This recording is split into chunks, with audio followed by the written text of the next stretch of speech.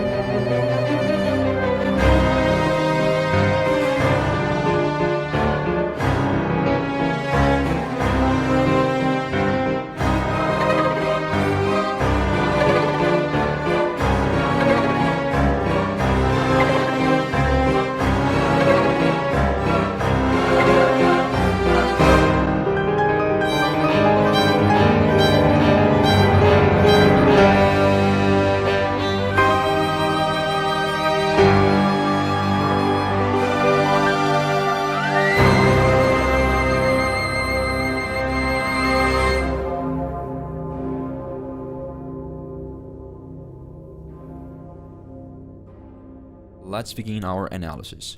On the intro, for the main motif, I used the Angelic Choirs library over a C pedal, which is just a steady note that creates a building tension when you move your harmony or your melody above that steady note. By the way, guys, I'm loving the new flow interface for this. It keeps everything handy, and yes, this library is totally free. I doubled the motif with harp harmonics an octave below using the second harp. Just remember to keep the rest of your arrangement light so they stay audible. And finally, for that icy texture, I added cellos playing flautando from the duality strings colors, and that creates a soft and flute-like sound.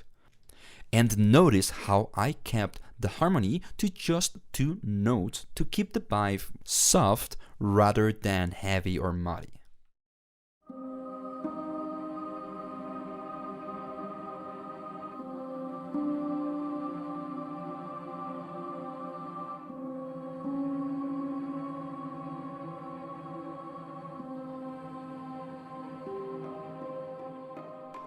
Now, to bridge us into the second section, I'm using a technique I call the orchestral crossfade. It's a simple but effective move. One texture decrescendos while a new one crescendos right through it. For this, I switch to ponticello strings. Now, ponticello, what does that mean? Well, by bowing near the bridge, you get this eerie metallic shimmer that's perfect for unearthly passages.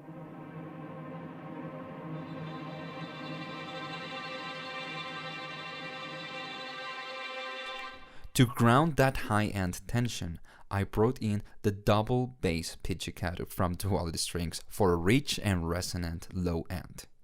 Now here's a pro tip for contrast, okay? Once you presented your motif with one instrument, hand it off to another. I've moved the melody to a solo violin, but with a twist. It still starts on E flat, and it keeps that chromatic feel, but now it climbs upward with some added trills for texture. Finally, the Bösendorfer Imperial takes over the harmony alongside the choirs. While the choirs hold long and atmospheric notes, the piano provides the driving motion to keep the cue moving forward. Let's hear it all together.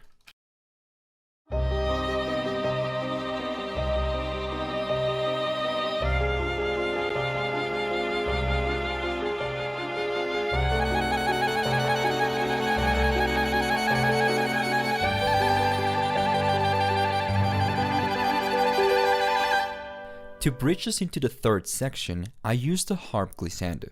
A quick workflow tip: the synchron harp pedal mode makes this incredibly easy. Just set your tuning and play the white keys on your controller. It handles the rest.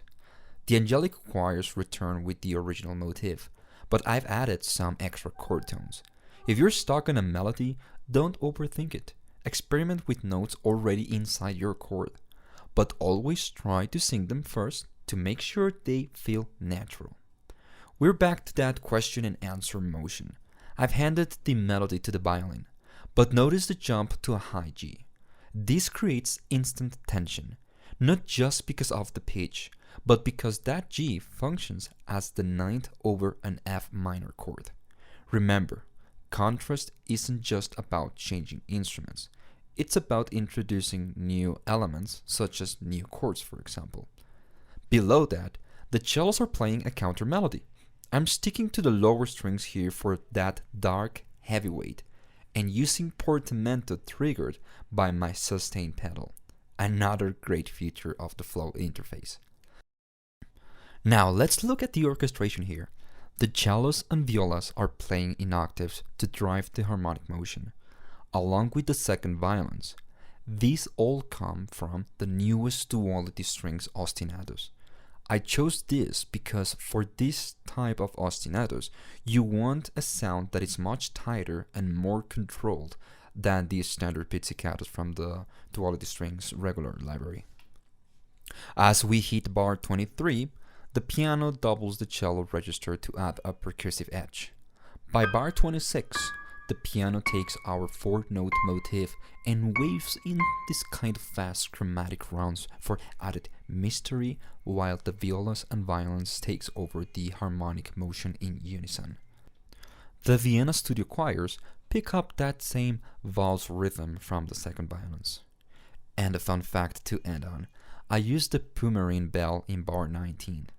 Even though it only appears here and there, that single sound was actually the original inspiration for this entire track.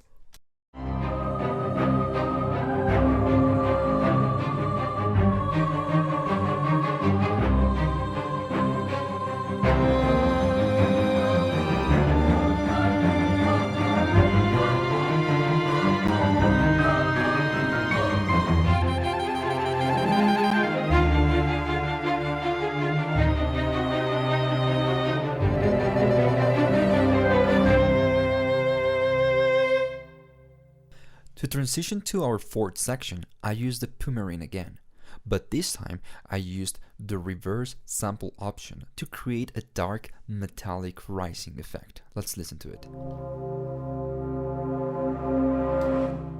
Now, if you've ever wanted that massive orchestral sound without managing multiple MIDI tracks, the Big Bang Orchestra is a lifesaver. It's a free instrument from VSL. And just listen to how huge it makes our main motif sound with only a single track. I've brought back the original motif, adding extra chromatic notes for flavor. By bar 39, I'm using what I call a rain statement, repeating a previous phrase to announce to the listener that the end is near. For the harmonic foundation, I am obsessed with the low end of the Bösendorfer Imperial. Those hammered low notes sound absolutely brutal. To make it even heavier, I doubled the piano with the low section of the Big Bang Orchestra. Later, at bar 35, the synchron violin joins back in with a saltand articulation. I'm triggering the glissando with my sustain pedal.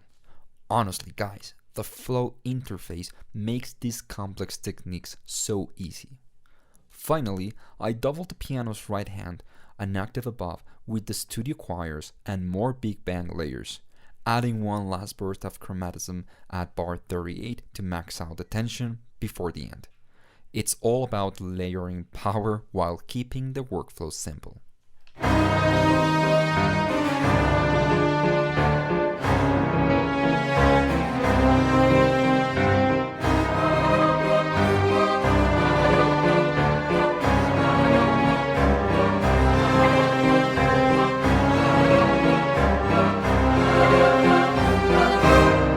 For the grand finale, I wanted to pay homage to the greats.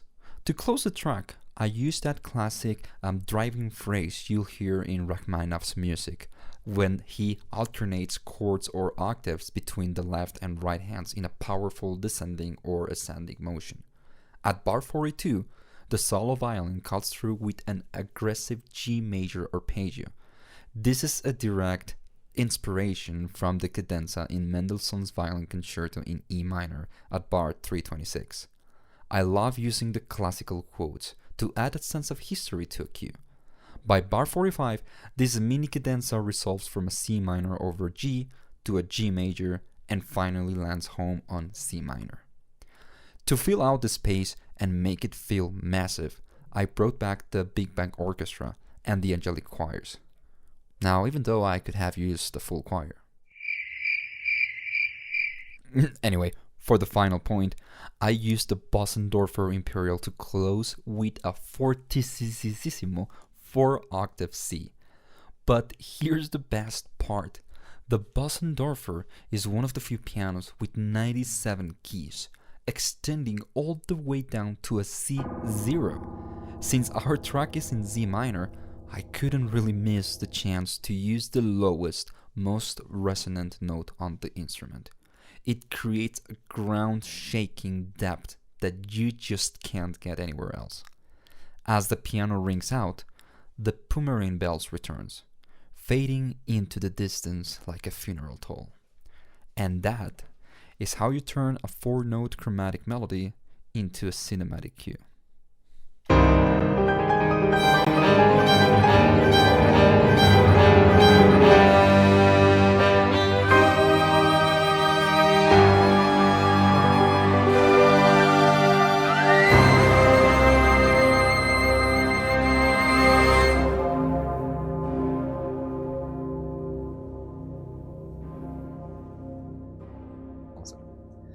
Thank you so much for watching. Don't forget that if you want to try what you learned today on your own compositions and you want to share them, Vienna Symphonic Library has a Discord channel where you can join and you can share your compositions and the whole community can have listened to it and share a very, very good feedback to you.